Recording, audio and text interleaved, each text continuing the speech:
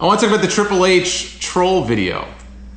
Did you see this Triple H troll video? Narrated by Stephanie McMahon. There were a lot of people who were very upset when they saw that. They took it so personally. How dare he? It's like he buried all of these guys, Booker T and Scott Steiner. First of all, Scott Steiner buried himself, just for the record, by coming in and suplexing Triple H all over the place and falling on his ass.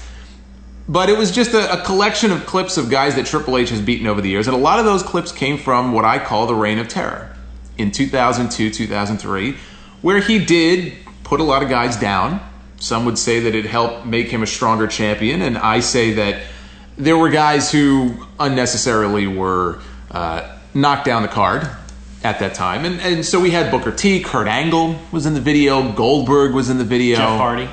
Jeff Hardy was in the video. Interesting, there's two TNA guys, seemingly current TNA guys, that they didn't really have any objection to putting them on television. Usually they shy away from current TNA talent, showing them on any type of... It was interesting, this video with this collection of people that Triple H has buried, if you will. It reminded me of one of those in memoriam videos you see on Talking Dead every single week. Right. At the end of every episode, we have this corny video to this very somber music of all the people who died in the most recent episode and the different zombies. That's kind of what this reminded me of. But I liked it a lot. I mean, I have to say, I have really enjoyed a lot of the stuff that Triple H and Stephanie have done these last 2 weeks, 3 weeks. Stephanie, I think, is great in her role as this shrieking wench who at some point has to take a bump or just get her comeuppance. I don't know if it's from Brie Bella or how they're going to do that. Stephanie can only emasculate so many wrestlers before she has to get her payback. But Triple H has found his niche role. This is who he is. It's been so long since we've been able to see him play the role of heel and bump around for a babyface like he did at the end of the show. He was bumping around like a rubber ball. Sold that like $1 million. Oversold it, but it was great. But think about it. When was the last time we saw Triple H sell for a babyface like that, right? He hasn't wrestled much in recent years, but it's been as a babyface. And you have to go back to 2006. He had that WrestleMania match with Cena. And it was very soon after that he reformed DX. He's been a babyface ever since. He's miscast as a babyface. And so I don't think he should be the focal point of any shows anymore. He's older. He's in a position of power. But if he's going to be in one, this is the right role for him.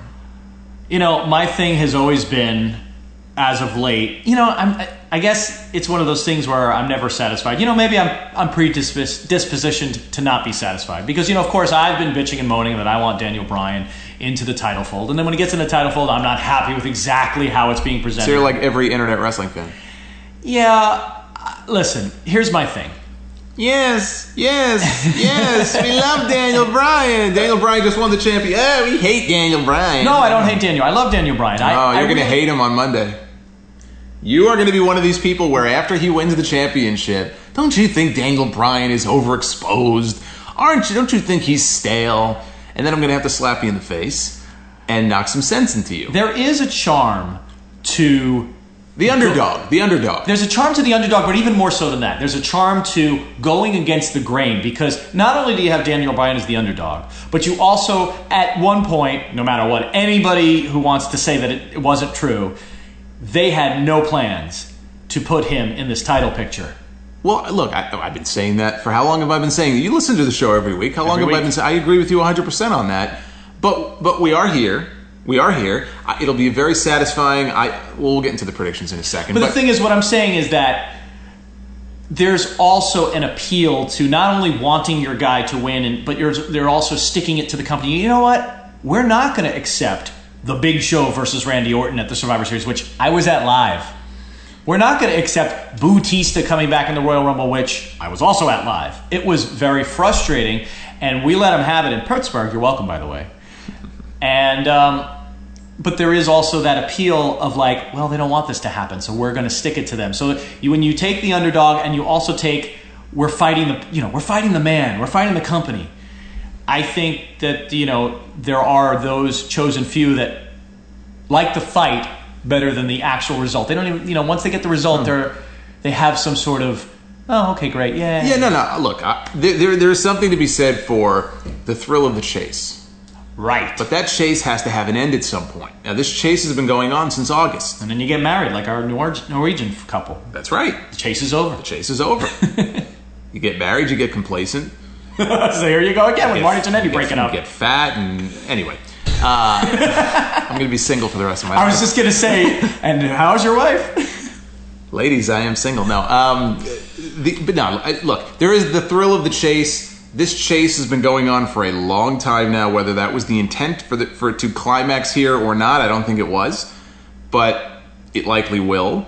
And hopefully at that point, people will learn to look at Bryan in such a way where they could appreciate him for what he brings to the table. Like, I appreciate him because he's a very good performer in the ring. He's a lot of fun to watch as a wrestler. A little bit watered down now, but that's not his fault. That's just he's conformed to the WWE style. He had to. But he has the best, and actually, maybe not. Seth Rollins is giving him a run for his money. But for me, if him and Rollins are neck and neck, the best babyface comeback in pro wrestling today is a Daniel Bryan comeback. He's awesome. He's great in that role. He's got almost a warrior type of He does. vibe. Starts shaking around and nodding up and down and stuff like that. And the beard starts going flying and stuff. Yeah. So there's always going to be people who want to go against the grain. Right. They're tired of all this overwhelming support. They're just going to rebel because they almost resent the kind of support that he's gotten. And maybe they just don't like the guy. He's too small, he's boring, whatever. But I like the position they've put him in now. Where we have gotten, we may as well just skip to the end of the show. I love that angle to end Raw last Monday night. Triple H is at ringside doing commentary for a Randy Orton-Batista match, the WrestleMania main event 6 days early. Bryan comes out of the crowd, beats the piss out of Triple H. Triple H is bumping all over the place for him, and the crowd exploded.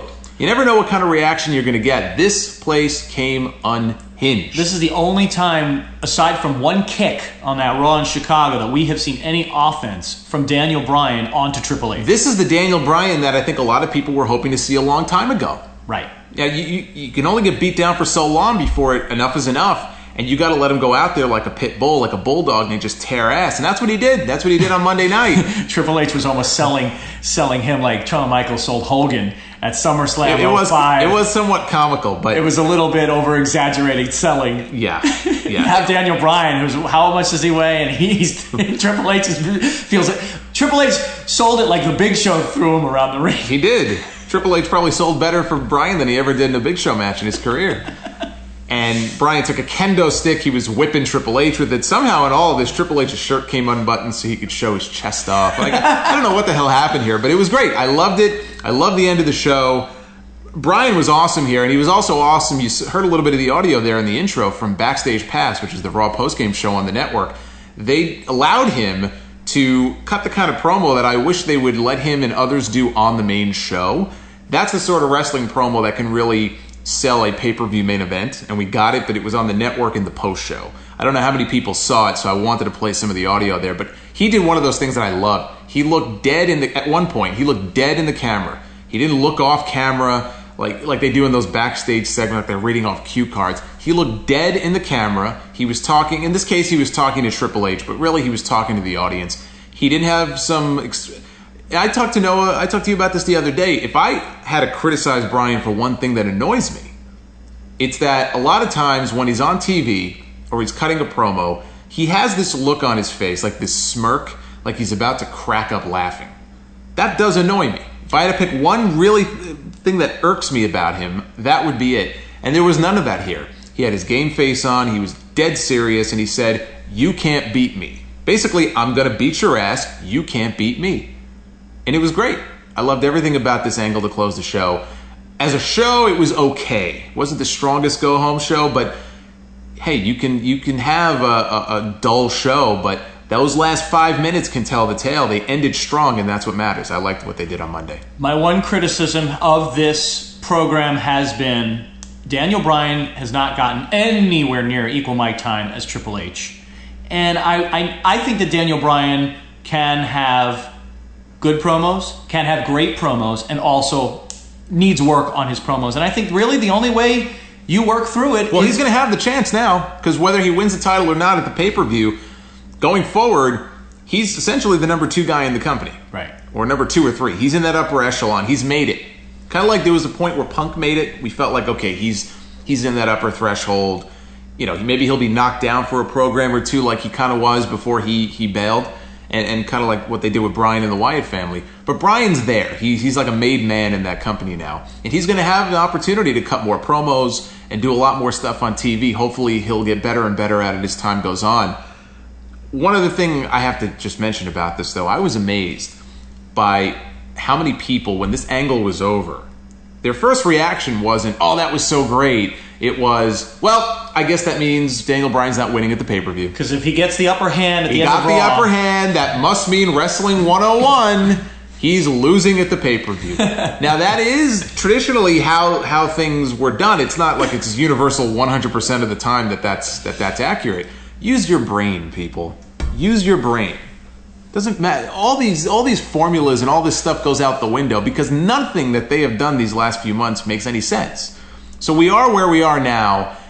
Believe me, they have not built this up and built this up and built this up to have Bryan lose in what was Jonathan's prediction? One of the 18 seconds Triple H was going to beat him. I was just going to say that actually. He got that from Kayfabe News. These people are scary. They walk among us. These are real people. KayfabeNews.com, the most trusted source. Kayfabe News did have a story. Maybe that's where he got it from. That is where he got it from. Daniel Bryan to lose to Triple H in 18 seconds. Calm down, people. That's hilarious. Calm down. Just because Bryan stood tall at the end of the pay-per-view on Monday night does not mean he's losing. There must have been a lot go-home angles back in the Attitude Era where Steve Austin was left standing tall, and he usually made out pretty well at WrestleMania. I'm sure Bryan will be fine.